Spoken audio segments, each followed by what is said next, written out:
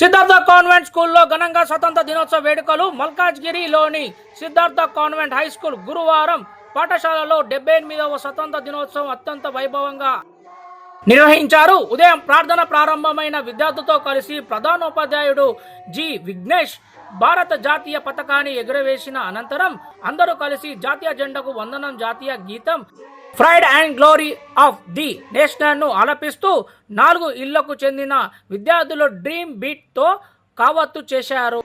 8వ తరగతి మరియు 9వ తరగతి విద్యార్థులు మాస్ డ్రిల్ మరియు రిబ్బన్ డ్రిల్ ప్రదర్శించారు. పాఠశాల త్రివర్ణ బెలూన్లు, అందమైన చార్టులు మరియు అనేక అలంకరించారు.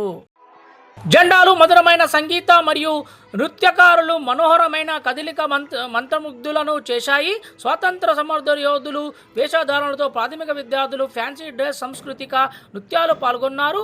ఉపాధ్యాయులు మరియు విద్యార్థులు అనేక ప్రసంగాలు చేశారు. పాఠశాల మొత్తం స్ఫూర్తితో సజీవంగా మారింది. దేశభక్తి విద్యార్థి సమిత ఉపాధ్యాయులచే చక్కగా శిక్షణ పొందారు.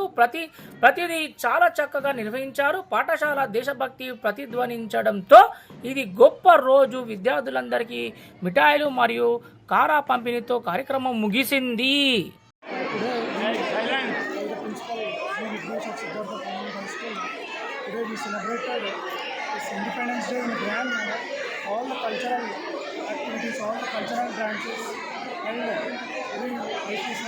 All the students showed their interest towards the patriotism, towards the country. So, the mass drill, all the dance performances, group performances, everything, the flag, ribbon drill, whatever it is, all students actively participated.